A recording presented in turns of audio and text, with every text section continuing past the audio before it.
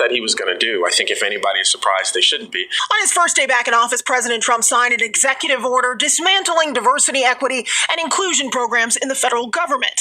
He also ended affirmative action in federal contracting, reversing policies dating back to Lyndon Johnson's administration. This is him trying to follow through on campaign promises to make it harder for black voters. Congress passes the most sweeping civil rights bill ever to be written into the law, and thus reaffirms the conception of equality for all men that began with Lincoln and the Civil War 100 years ago. The Negro won his freedom then. He wins his dignity now. 5 hours after the House passes the measure, the Civil Rights Act of 1964 is signed at the White House by President Johnson.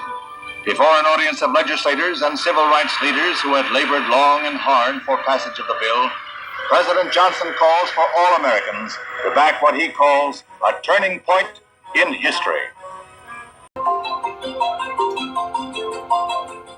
Among everything else happening with the Trump administration, the president has ordered a pause on communications from several federal health organizations, including the FDA, the CDC, and the National Institute of Health as well. So this is all happening effective February 1st. And joining us to talk about the impact is our 9 News medical expert, Dr. Payal Kohli.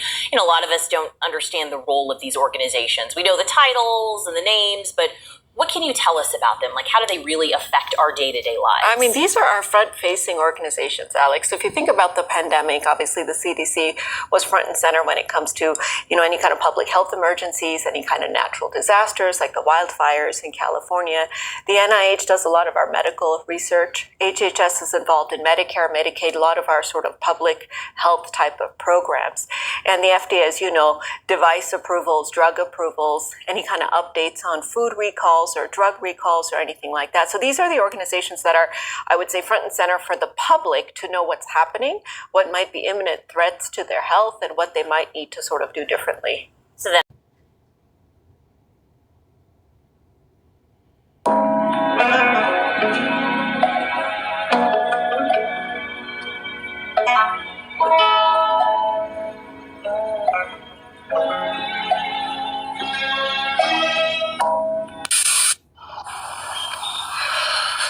So this is what I don't understand.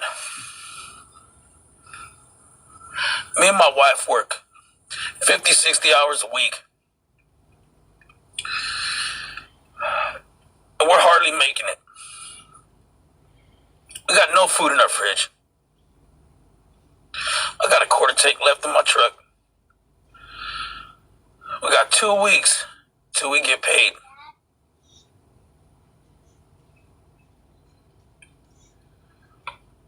I myself went to just 4 different food banks.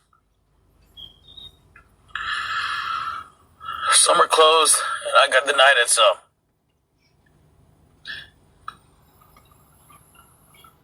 I don't know what to do.